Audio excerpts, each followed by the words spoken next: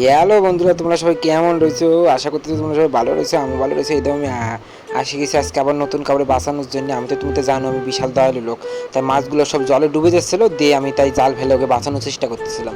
আমার চোখের সামনে কেউ মরে যাবে, তা আমি তো সেটা হতে দিতে পারি না। তা আমি যে জাল দিয়ে ক্যালেস্টে করে ওই তো জালটা ঝাড়ে কি পোজ দিয়ে দাও, জালটা আবার ঘাড়ে তুলে নেবো, বিশাল উঠছিল। দিয়ে তারপরে আমি ভাই না ওরে ক্যামেরাম্যানটা আমার বোধার ক্যামেরাম্যান মালের মতন ভিডিও তোলে, আমার মুখ বাদ দিয়ে আমার বাদ দিয়ে সব কিছু এনেছে। যাই হোক এই জামাটা নিয়ে নিয়েছে। এবার ওই যে গুনে গুনে জাল তুলে নিয়েছি, যে যাতে ঠিকঠাকভাবে কয়টা মাছ ওটা দেখো, যে গাবুর গুবুর করে নামে গেলাম সিঁড়িতে। এবার দেখতেছি কোন মাছটার আগে বাঁচবো। এইদিকে ওই ওই ওই ওই দোল দোল দিচ্ছিলাম জালটা একটু, ওই ধবাস বোতা দোল মেরে কাঁচা করছে, কোনো বোতা মাছ মাছ বাঁচবে না। যে কটা বাঁচার আর আবার একটু 10 মিনিট বাঁচতো, আমার জাল ফেলাতে বোতা মরি গেলো সব।